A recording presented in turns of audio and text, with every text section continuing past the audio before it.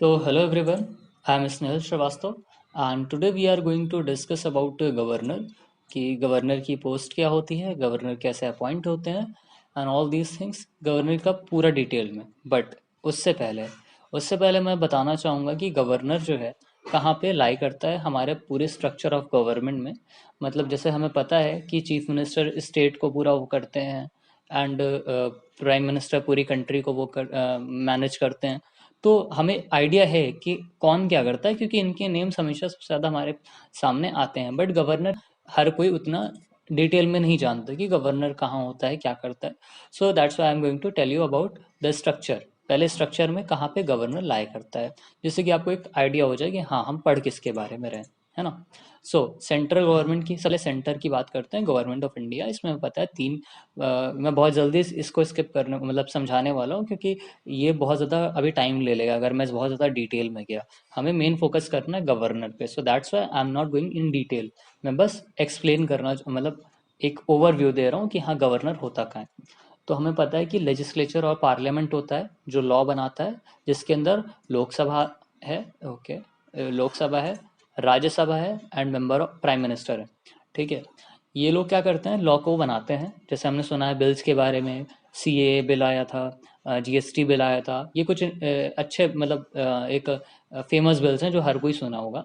ठीक है, तो ये बिल्स आए, यहाँ पे आए, पास हुए, तो पास होने के लिए फिर यहाँ जब प्रेसिडेंट के पास आए तो मतलब प्रेसिडेंट भी पार्लियामेंट का पार्ट है, तो प्रेसिडेंट के पास आए तो प्रेसिडेंट ने उनको असेंट किया, देन वो एक्ट में कन्वर्ट हो गया। तो एग्जीक्यूटिव में कौन कौन आता है, एग्जीक्यूटिव में आते हैं president, vice president and cabinet ministers.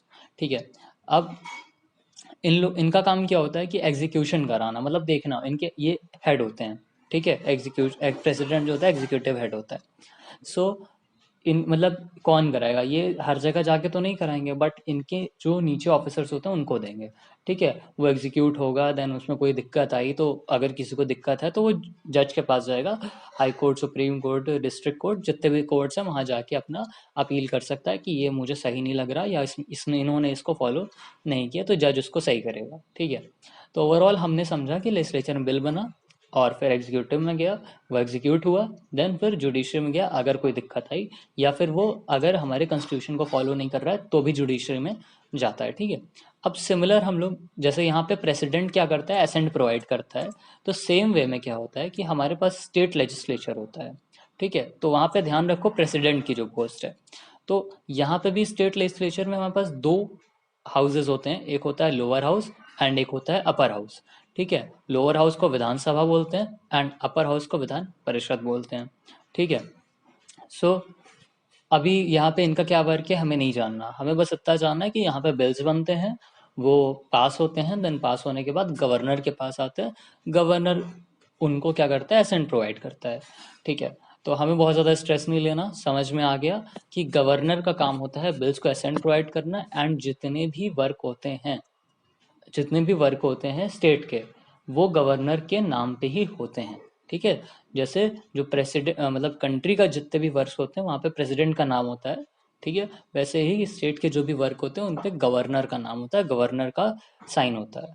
ठीक, समझ में आ गया कि गवर्नर का काम क्या है, कहाँ होता है। हर स्टेट में गवर्नर्स होते हैं, जैसा कि मैंने बताया, it is not easy to administer whole country with a single from by a single person, मतलब एक इंसान नहीं कर सकता। इसीलिए अगर प्रेसिडेंट को ही सिर्फ मिलता तो हर स्टेट से जब जाता, तो मतलब अगर कोई बिल बन के गया है प्रेसिडेंट के पास कि आप असेंट कर दो, तो कितना ज़्यादा उसके पास बिल्स हो जाता है। तो दैट्स वाई एक डिफरेंट अलग अलग पोस्ट जो है हर स्टेट में बनाई गई, तो वो गवर्नर की बनाई गई। बट इनकी पावर प्रेसिडेंट के उसमें जो है थोड़ी सी कम कह सकते हैं, जहाँ पे जैसे कि प्रेसिडेंट पूरे कंट्री को कंट्रोल करते हैं, गवर्नर सिर्फ एक स्टेट को कंट्रोल करते हैं। ठीक है, so let's back to our main focus. हमारा मेन फोकस कहाँ है, गवर्नर पे है। ठीक है, सो गवर्नर पे आ जाते हैं। तो हम लोग गवर्नर में क्या क्या पढ़ने जा रहे हैं। पहला, अपॉइंटमेंट ऑफ गवर्नर, कि how the governor is appointed. ठीक है, फर्स्ट थिंग। दूसरा, reason adopting the appointment of governor. तो जो डिफरेंट वे है अडॉप्ट करने का या कुछ भी है, तो क्या रीज़न है अडॉप्ट, क्या क्यों इस तरह से किया जाता है, वो हम बताएंगे। फिर क्वालिफिकेशन क्या होती है, क्या आपकी क्वालिफिकेशन हो चाहिए अगर आप गवर्नर बनना चाहते हो, तो कंडीशन क्या है गवर्नर के ऑफिस की, इम्यूनिटी मतलब आप क्या क्या करो और आपको कोई कुछ नहीं कह सकता, वो इम्यूनिटी होती है। ठीक है। Term of office of a governor, कितने टाइम के लिए रहता है office. And how constitution position of governor different from president, कैसे गवर्नर थोड़ा सा डिफरेंट है प्रेसिडेंट से। And constitutional discretion for a governor, मतलब गवर्नर कौन कौन सी चीज़ें अपने मन से कर सकता है, उस जहाँ पे उसका उसका डिस्क्रिशन है। ठीक है। सो ये देख सकते हैं गवर्नर का ऑफिस होता है, मतलब ये इंडिया का नहीं है, सॉरी मैंने थोड़ा सा मतलब एक डिफरेंट पिक डाल दी, ये इंडिया की नहीं है। ओके। हाँ। So okay. सो इसके बाद जो है हम आगे बढ़ते हैं, मतलब मतलब इसको एक्सप्लेन करता हूँ थोड़ा सा। तो सबसे पहले कि हम लोग के पास कहाँ पे किस आर्टिकल में गिवन है ये गवर्नर की पोजीशन, वो मैं करता हूँ। और मैंने थोड़ा सा ऐसे एक फ्लो चार्ट टाइप बना रखा है, जिससे कि तो मैंने फ्लो चार्ट टाइप बना रखा है जिससे कि आप मतलब कई स्टूडेंट्स ने कहा था कि हाँ फ्लो चार्ट से काफ़ी बेटर रहता है understanding, so that's why I made a flow charts. सो ये गवर्नर, मतलब गवर्नर के बारे में हम लोग थोड़ा सा डिटेल में जानते हैं कि गवर्नर का जो किस पार्ट में प्रेजेंट है हमारे कॉन्स्टिट्यूशन में। तो it is present in part 4 of the constitution, sorry sorry sorry sorry, it's part 6 not part 4। ठीक है। Of the constitution of India deals with the state executive, जो कि स्टेट एग्जीक्यूटिव के साथ डील करता है। स्टेट एग्जीक्यूटिव में कौन कौन आता है, तो स्टेट एग्जीक्यूटिव में गवर्नर आते हैं, जैसे हमने देखा था कि एग्जीक्यूटिव में कौन कौन था, वो था प्रेसिडेंट थे, है ना, वाइस प्रेसिडेंट थे, and council of minister, cabinet ministers थे। तो यहाँ पे कौन कौन है, यहाँ पे जो है गवर्नर है स्टेट में, कौन एग्जीक्यूटिव है, तो दिस गवर्नर है, चीफ मिनिस्टर है, काउंसिल ऑफ मिनिस्टर्स हैं, and advocate general of the state हैं, जो एडवोकेट जनरल हैं। ठीक है। तो governor is the nominal head of at the state level. Governor क्या होता है, नॉमिनल हेड होता है, मतलब इसको नॉमिनेट किया जाता है, एलेक्ट नहीं किया जाता। Chief minister is the real executive authority, जो रियल एग्जीक्यूटिव अथॉरिटी होती है वो होती है चीफ मिनिस्टर के पास। ठीक है। हाँ। क्योंकि मतलब मेन वही होता है जो लोगों से इलेक्ट होकर के आता है, so that's why chief minister जो होते हैं वो इलेक्टेड होते हैं एंड गवर्नर जो होते हैं वो नॉमिनेटेड होते हैं। अभी मैं समझाऊंगा कि नॉमिनेटेड क्या है, इलेक्टेड क्या है। नॉमिनेटेड का मतलब है कि उन्हें कोई भी अपॉइंट, मतलब कोई भी नहीं, कहने का मतलब है प्रेसिडेंट उनको अपॉइंट करते हैं। ठीक है। उनका कोई इलेक्शन नहीं होता, उनका अपॉइंटमेंट होता है, नॉमिनेशन होता है, उनको नॉमिनेट कर लिया गया कि हाँ आपको बनाया जा रहा है। ठीक है। उस वो प्रेसिडेंट अपने से डिसाइड करते हैं कि क्या उनके बेसिक्स हैं, कि वो किस बेसिस पे उनको अपॉइंट करना चाह रहे हैं और या कर रहे हैं। ठीक है। So now let's move further कि आगे क्या क्या है। तो आगे हम देख सकते हैं कि एक मिनट, या अपॉइंटमेंट ऑफ गवर्नर, तो गवर्नर का अपॉइंटमेंट कैसे होता है ना, अपॉइंटमेंट ऑफ गवर्नर्स कैसे अपॉइंट किया जाता है गवर्नर्स को। तो appointment by the president under his hand and seal, मतलब कि उन्हीं के मतलब प्रेसिडेंट ही उनको अपॉइंट करते हैं, और सील मतलब सील इन द सेंस की सिग्नेचर या सील प्रेसिडेंट की लगती है कि हाँ वो उन्हीं के हाथ में होता है कि अपॉइंट करना, और जब तक प्रेसिडेंट चाहते हैं तब तक ही गवर्नर वहाँ पे रह सकते हैं। ठीक है। सुप्रीम कोर्ट इन 1979 में सुप्रीम कोर्ट ने कहा था, ये इस अपॉइंटमेंट के फेवर में बोला था कि office of governor is not an employment under the central government. मतलब कि ये कोई एम्प्लॉयमेंट नहीं है सेंट्रल गवर्नमेंट के अंदर, कि सेंट्रल गवर्नमेंट इनको, अब पे तो सेंट्रल गवर्नमेंट ही करेगी, बट ये कोई एम्प्लॉयमेंट नहीं है, कोई नौकरी नहीं है। ठीक है। मतलब इस पे सेंट्रल गवर्नमेंट का वो जो एकदम एक्सक्लूसिव राइट्स होते हैं वो नहीं है। ठीक है। It is an independent constitutional office, ये इंडिपेंडेंट कॉन्स्टिट्यूशनल ऑफिस है जो कॉन्स्टिट्यूशन के द्वारा प्रदान किया गया है, and is not under the control of और subordinate to the central government. मतलब कि इनके ऊपर कोई भी सेंट्रल गवर्नमेंट का कंट्रोल नहीं है। ठीक है। और ना ही ये उसके सबॉर्डिनेट है, ना ही सेंट्रल गवर्नमेंट से नीचे माने जाते हैं। ठीक। Okay. Next, reason for adopting this system of appointment of governor. अच्छा, क्यों ऐसा किया गया है कि हम इनको डायरेक्ट इलेक्शन में नहीं रख रहे, हम इनको अपॉइंट कर रहे हैं, इनको प्रेसिडेंट अपॉइंट कर रहे हैं, what is the reason behind this. तो इसका रीजन ये है कि अगर हम इनको डायरेक्टली इलेक्शन मतलब डायरेक्ट इलेक्शंस करते हैं, तो पहली बात तो हम ऑलरेडी चीफ मिनिस्टर को, मैं लाइन से बताता हूँ wait, incompatible with the parliamentary system.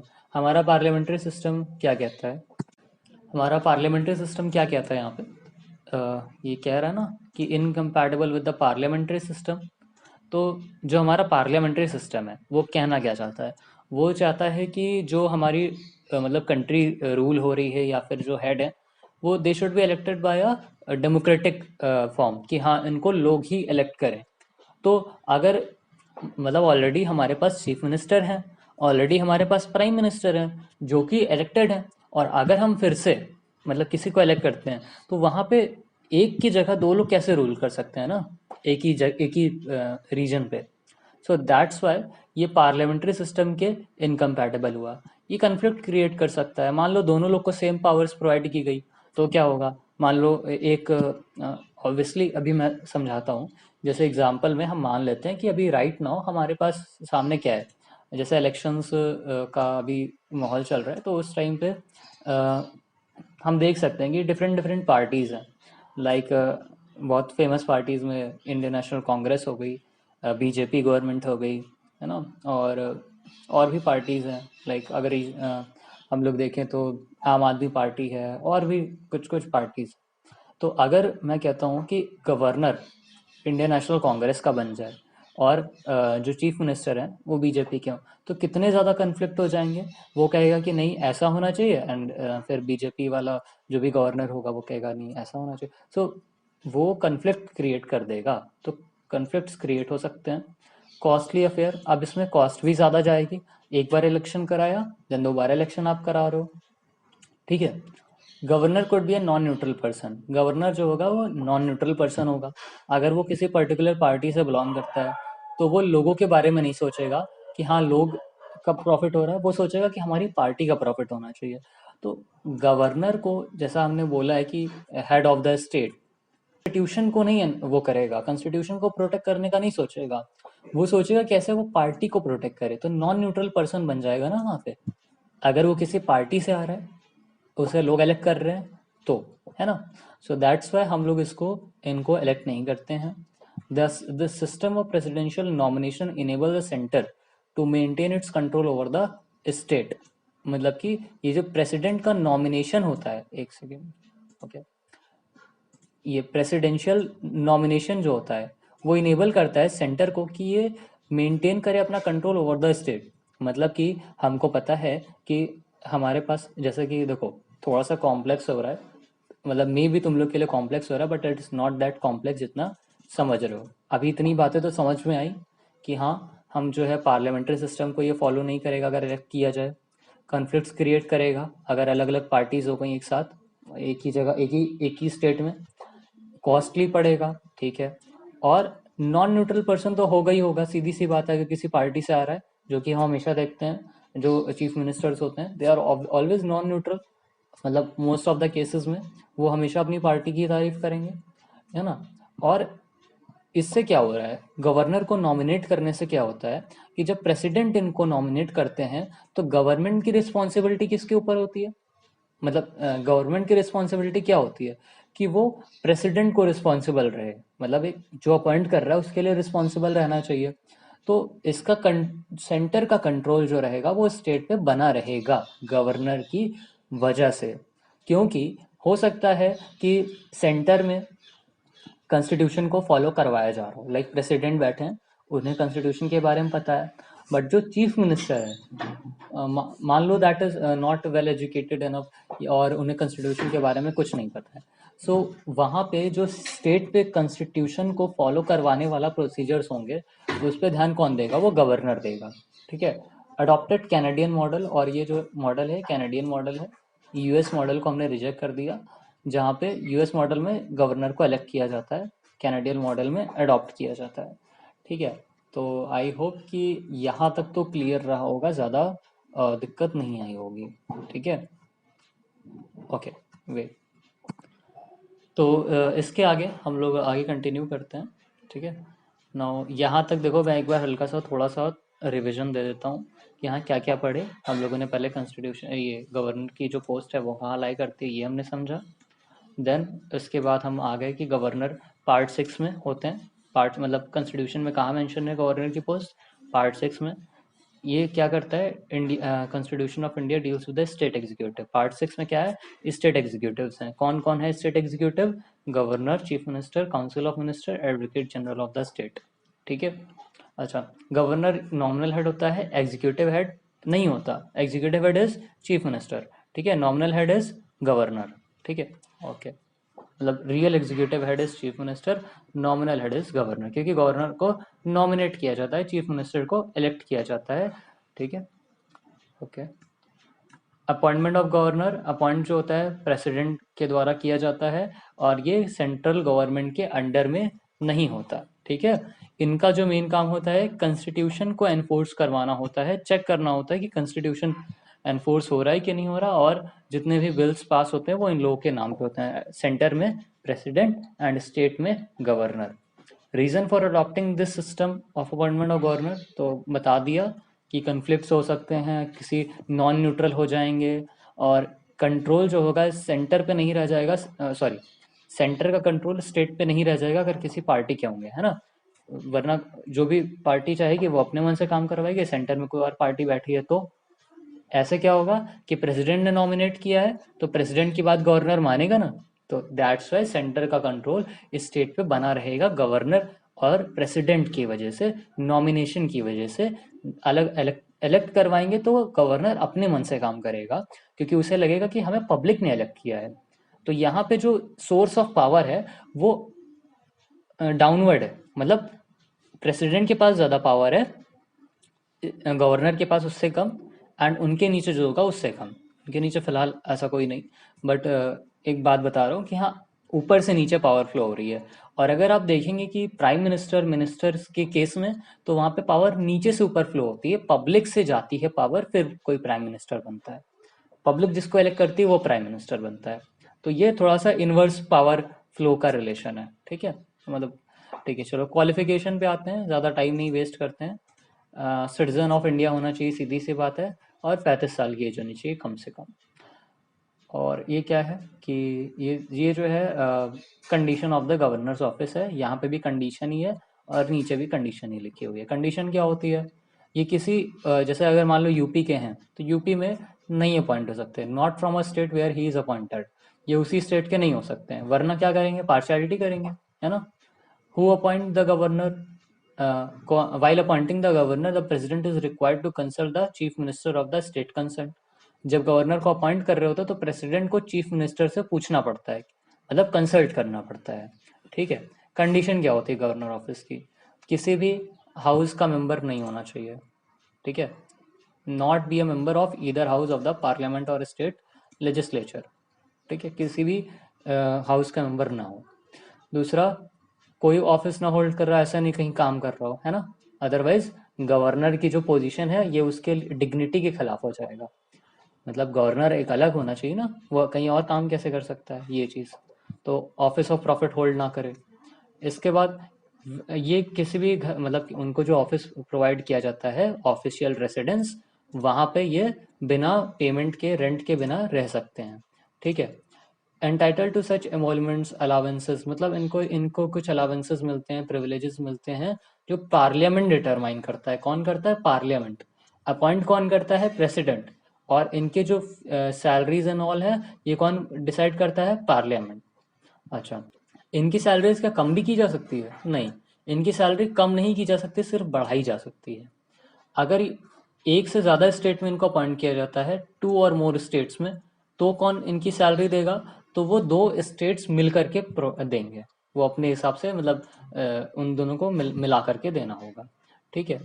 और देन नेक्स्ट, ये हमारी ऑनरेबल गवर्नर मैम है, and miss Anandiben Patel, and इनको तो आप जानते ही हैं, और योगी जी।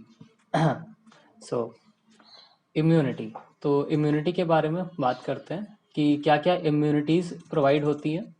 तो इम्यूनिटी का मतलब क्या हुआ, इम्यूनिटी का मतलब ये हुआ कि आपने कुछ किया, आप तो अगर वो किसी को गलत भी लग रहा है, बट स्टिल आपको उस पर कोई लीगल लाइबिलिटी नहीं होगी, आपको कोई आके ये नहीं कहेगा कि नहीं आपके ऊपर केस किया जाएगा, ये किया जाएगा, वो किया जाएगा। So you are free from those things. So we are talking about immunity now. So immunity में क्या होता है कि he has some personal immunities, ठीक है। इम्यूनिटी का मतलब क्या हुआ? जैसे कि आपने कोई गलती की और आपको उस पर कोई डांट नहीं सकता, दैट इज इम्यूनिटी। ठीक है, तो गवर्नर के पास कुछ एक्स्ट्रा इम्यूनिटीज होती हैं जो सही में एक पावर्स की तरह हैं।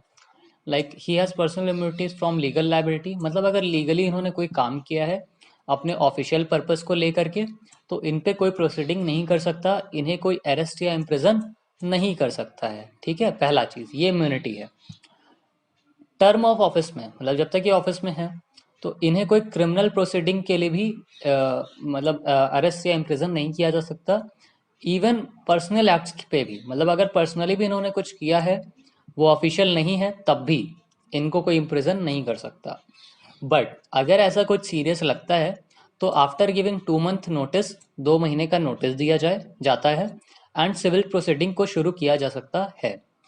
और मतलब इनके पर्सनल एक्ट्स के लिए, ऑफिशियल एक्ट्स के लिए नहीं। ओथ जो होती है वो कौन दिलाता है? Chief justice of concern high court, मतलब वहां का जो कोई भी हाई कोर्ट है वो इनको ओथ दिलाने का काम करता है। ठीक है, नाउ फिर अब हम लोग आते हैं, एक मिनट, इनके टेन्योर पे। टर्म ऑफ गवर्नर्स ऑफिस, मतलब कि गवर्नर के ऑफिस का क्या टर्म होता है और कितने टाइम तक के लिए रहते हैं। तो ऐसे टर्म में तो लिखा हुआ है कि 5 years, term of 5 years, but ये प्लेजर ऑफ प्रेसिडेंट पे होता है कि प्रेसिडेंट के मन पे है। प्रेसिडेंट का मन किया, उन्होंने हटा दिया, ठीक है, ऐसा होता है कि मतलब प्रेसिडेंट जब चाहे उनको हटा सकता है। और कॉन्स्टिट्यूशन में कहीं पे भी नहीं दिया है कि गवर्नर को हटाने का क्या प्रोसीजर होगा। तो a governor can also hold office beyond his term until successor assume charge, मतलब पहला गवर्नर हटा, दूसरा गवर्नर जब तक नहीं आता तब तक वो रहेगा। ठीक है, तो टर्म ऑफ ऑफिस में 5 ईयर तो है, बट ऐसा नहीं कि इसके ज़्यादा नहीं रह सकते। जब तक दूसरा गवर्नर नहीं आते तब तक ये वहाँ पे रहेंगे ऑफिस में, क्योंकि वो पोजीशन छोड़ी नहीं जा सकती। एंड दूसरी चीज़ कि प्लेजर ऑफ प्रेसिडेंट, मतलब कि प्रेसिडेंट जब चाहे हटा सकता है, तो इसका मतलब है कि जो टर्म टेन्योर ऑफ 5 ईयर है, टेन्योर तो 5 ईयर है, but tenure is not secure, तो there is no security of tenure. ये ध्यान रखना है कि टेन्योर कभी भी, मतलब कम टाइम में भी इनको हटाया जा सकता है। ठीक है, नाउ नेक्स्ट क्या है? Constitutional position of the governor differ from president in the following veg. अब हम लोग बात करते हैं कि कॉन्स्टिट्यूशनल पोजीशन कैसे डिफर करती है। तो while the constitution envisages the possibility of the governor, article 163, acting at times in his discretion, मतलब कि आर्टिकल 163 में डिस्क्रिशन पे ही काम करने को दे दिया गया है, मतलब गवर्नर को, कि आप अपने मन से कोई डिसीजन ले सकते हैं कुछ पर्टिकुलर टॉपिक्स पे, बट प्रेसिडेंट को ऐसी कोई भी पॉसिबिलिटी एनवाइसेज नहीं की गई है।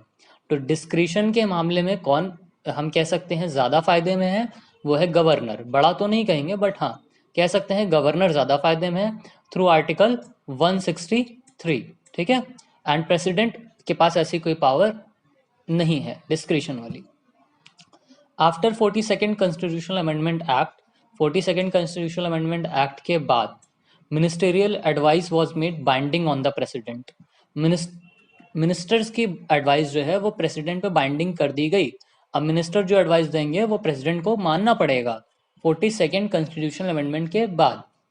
बट ऐसा कोई भी प्रोविजन नहीं लिया है फॉर गवर्नर अभी तक। ठीक है, तो गवर्नर दोनों में ही क्या है, थोड़ा सा प्रॉफिट में है, कि गवर्नर यहाँ पे थोड़ा सा फ्री है कि इसको मिनिस्टर की बात नहीं माननी है, बाइंडिंग नहीं है ना, बट प्रेसिडेंट को माननी है after 42nd constitutional amendment act. अच्छा, और प्रेसिडेंट के पास डिस्क्रिशन पावर नहीं है जो कि गवर्नर के पास है आर्टिकल 163 के थ्रू। ठीक, समझ में आ गया?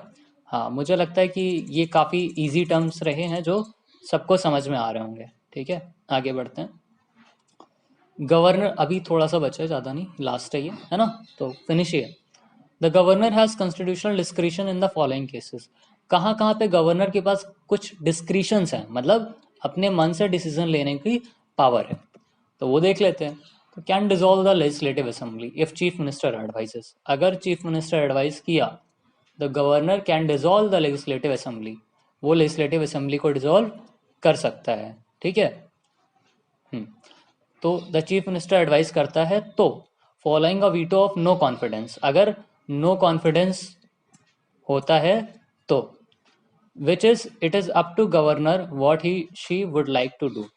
मतलब कि अगर मतलब गवर्नर के पास अभी क्या है, अभी चीफ मिनिस्टर ने एडवाइस किया कि हमें क्या करना है, डिसॉल्व करना है लोग लेजिस्लेटिव असेंबली को। बट गवर्नर क्या करेगा, कहेगा कि नहीं, इस पे मेरा डिस्क्रिशन है, मैं करना चाहता हूँ या नहीं करना चाहता। दूसरा, can recommend the president about the failure of the constitutional machinery in the state. ये प्रेसिडेंट से बोल सकता है कि हमारे यहाँ कॉन्स्टिट्यूशनल मशीनरी फेल हो चुकी है, सो ये भी कर सकता है। दूसरा, किसी भी बिल को रिजर्व करके रख सकता है प्रेसिडेंट के लिए, प्रेसिडेंट की एसेंट के लिए, कि नहीं ये बिल सही नहीं है, मैं प्रेसिडेंट को दूंगा तब तुम्हें आगे पास करना होगा। ठीक है। Can appoint anybody as chief minister if there is no political party with a clear cut majority in the assembly. अगर कोई पॉलिटिकल पार्टी मेजोरिटी में नहीं आती तो गवर्नर किसी को भी चीफ मिनिस्टर अपॉइंट कर सकता है उन पार्टीज में से। ठीक है। Determine the amount payable by the government of Assam, Meghalaya, Tripura, Mizoram. तो ये जो है ट्राइबल डिस्ट्रिक्ट्स हैं, ठीक है, तो इनका जो ओनर होते हैं, हेड होते हैं, वो गवर्नर्स ही होते हैं। आसाम, मेघालय, त्रिपुरा, मिजोरम, ये ट्राइबल एरियाज। तो यहाँ पे जो भी गवर्नमेंट ऑफ आसाम को कितना मतलब ये कितना पे करेगी, किसको, ट्राइबल डिस्ट्रिक्ट काउंसिल को, as royalty accruing from licence of mineral exploration.